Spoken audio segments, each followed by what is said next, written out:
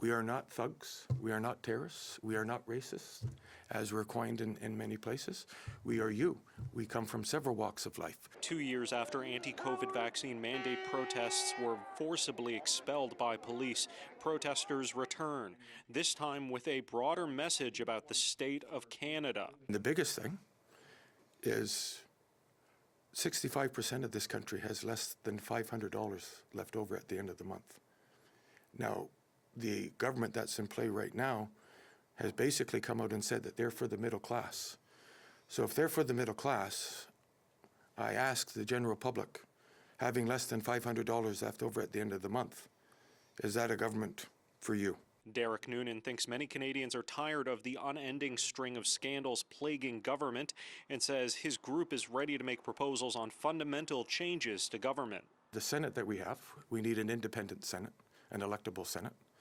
We have to have revisions of the Privy Council. We may also have to have revisions of the Crown. Do we still want to have a Crown system? Do we still want to have a parliamentary-based democracy, which we have right now, if this is what results? The group underlines it doesn't condone violence and isn't intending to disrupt Ottawa residents. Some protesters already in front of Parliament for a Saturday commemoration of the convoy's dispersion in 2022. Chris Dacey, an Ottawa resident and one of the original convoy protesters, says he hopes to see a few hundred people, but nothing like 2022. We therefore heard from people about violence, about being assaulted. We heard from people about being subjected to racist and hate-filled taunts.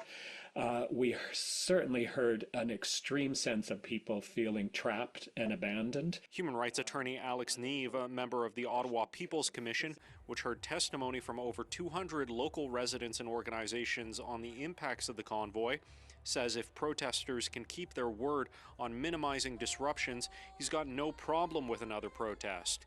He underlines that despite what happened 2 years ago, he doesn't believe Ottawans are opposed to protests and underscores that the right to lawful protest is sacrosanct.